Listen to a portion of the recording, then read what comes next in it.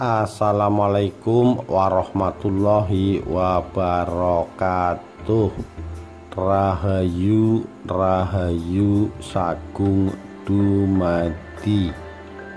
Kehebatan Ken Arok ditulis oleh Lanang Dewan, Minggu 10 Januari 2010.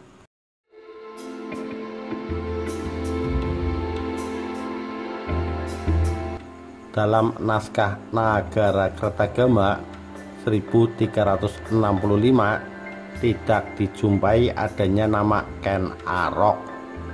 Dalam naskah tersebut pendiri kerajaan Tumapel disebut sebagai putra Batara Girinata. Konon ia lahir tanpa ibu pada tahun 1182.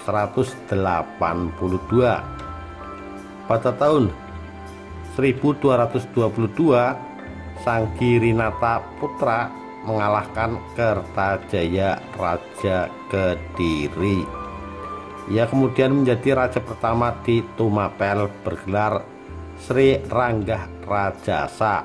Ibu kota kerajaannya disebut Kutaraja yang pada tahun 1254 diganti menjadi Singasari. Ken Arok bukan nama, melainkan sebutan pengenal yang berupa gabungan dua unsur. Unsur pertama Ken, semacam gelar kehormatan bagi perempuan dan laki-laki, tetapi bukan karena keterhormatan silsilahnya yang berdarah biru. Gelar kehormatan Ken diberikan masyarakat pada seseorang karena kemuliaan budinya. Sedangkan gelar keterhormatan diberikan atau tidak diberikan masyarakat dianggap sudah melekat karena pangkat dan asal-usul pada pribadi yang bersangkutan. Ini perlu ditegaskan agar kita bisa membedakan gelar kehormatan Ken ini dengan misalnya Gusti, Raden Mas, ataupun Sri Baginda. Dari perkawinan Ken Arok dengan Ken Dedes telah melahirkan 4 orang anak, yaitu 1. Mahisa Wunga Teleng, 2. Panji Saprang, 3. Agni Baya, 4. Dewi Rimbu. Ken Arok juga memiliki selir bernama Ken Umang yang telah memberinya 4 orang anak pula, yaitu 1. Toh Jaya, 2. Panji Sudatu, 3. Tuan Wergola, 4. Dewi Rambi. Selain itu, Ken Dedes juga memiliki putra dari Tunggul Ametung yang bernama Anusapati.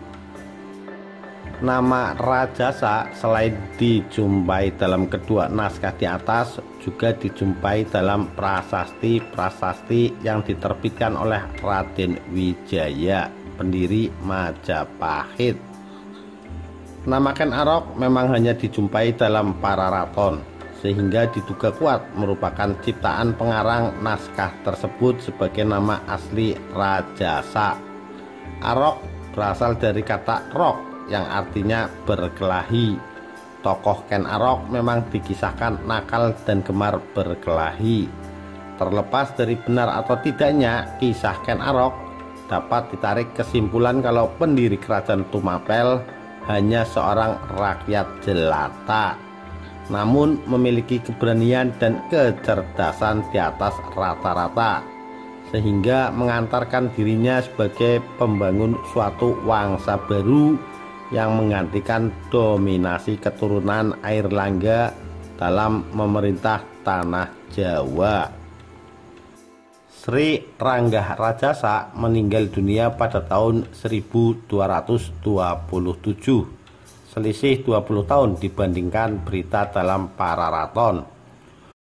Untuk memuliakan arwahnya didirikan candi di Kagenengan di sebelah selatan Singasari, di mana ia dipuja sebagai Siwa, dan di Usana, di mana ia dipuja sebagai Buddha.